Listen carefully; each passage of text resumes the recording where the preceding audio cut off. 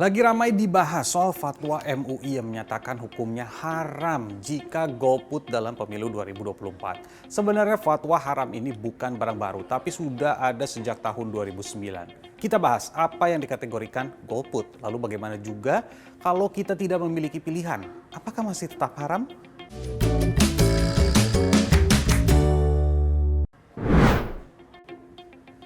Ini adalah fatwa MUI yang kembali ditegaskan oleh Ketua Majelis Ulama Indonesia bidang dakwah dan ukhuwah Muhammad Khalil Nafas.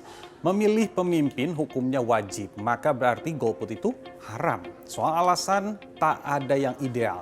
Ya hidup ini tak selalu bisa sesuai harapan. Kalau tak bisa sempurna minimal tak bahaya dan tak membahayakan. Ketika setiap kita memiliki hak untuk menentukan kepemimpinan, tetapi kita tidak gunakan, dan kemudian yang jadi adalah orang yang jauh dari idealisasi kepemimpinan itu, maka hukumnya dosa. Maka golput di dalam konteks tidak memanfaatkan hak, padahal kita memiliki tanggung jawab di dalam mewujudkan kepemimpinan publik, maka hukumnya haram. Gimana? Sudah punya pilihan? Wajib loh, kata MUI. Tapi sebelum kita bahas lagi, apa sih itu golput? Menurut Kamus Besar Bahasa Indonesia, golput adalah sebuah singkatan dari golongan putih yang berarti bersikap untuk tidak memilih. Golput ini sudah populer sebagai gerakan perlawanan terhadap pemerintahan Orde Baru pimpinan Soeharto yang menyelenggarakan pemilu yang dinilai tidak demokratis. Perkumpulan untuk Pemilu dan Demokrasi, Perludem, membagi sikap golongan putih menjadi dua jenis. Pertama adalah golput yang tidak datang ke TPS. Ini terbagi menjadi 4 poin. Golput politisi karena tidak menggunakan hak pilihnya sebagai ekspresi protes politik atau sistem politik dan pemilu, termasuk tidak puas dengan para calonnya. Golput apolitis atau pragmatis, para pemilih tidak datang ke TPS karena tidak minat dengan politik. Lalu ada juga golput teknis atau administratif, biasanya karena pemilih tidak sempat mengurus persyaratan pindah, tidak tahu cara memilih ketika nama tak ada dalam DPT, dan lain-lainnya. Lalu yang keempat, ada juga golput akibat negara tidak mengakomodir. Nah, lalu ada juga golput yang datang ke TPS. Ini terlihat saat ada surat suara yang tidak sah. Itu tadi penjelasan soal golput. Selain diharamkan oleh MUI, ada juga undang-undangnya kalau golput itu bisa kena pidana pemilu. Golput terkena pidana pemilu jika memenuhi 3 syarat ini. Orang yang dengan sengaja menjanjikan atau memberi uang atau materi lainnya kepada pemilih agar tidak menggunakan hak pilih. Dilakukan saat hari pemungutan suara dan merusak surat suara sehingga surat suaranya tidak sah atau tidak bisa dihitung. Golput tidak bisa dihindari baik saat pemilihan presiden, kepala daerah atau anggota legislatif, dan tidak hanya di Indonesia tapi di seluruh dunia.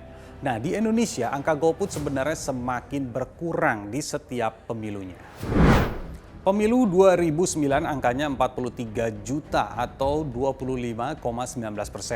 2014 naik hingga 58 juta atau 30%. Dan terakhir di tahun 2019 mulai berkurang lagi, ini jadi 34 juta 700 ribu atau 18% angka golput. Menggunakan hak suara merupakan hak dari seseorang, tapi tahu nggak apa pentingnya menggunakan hak pilih?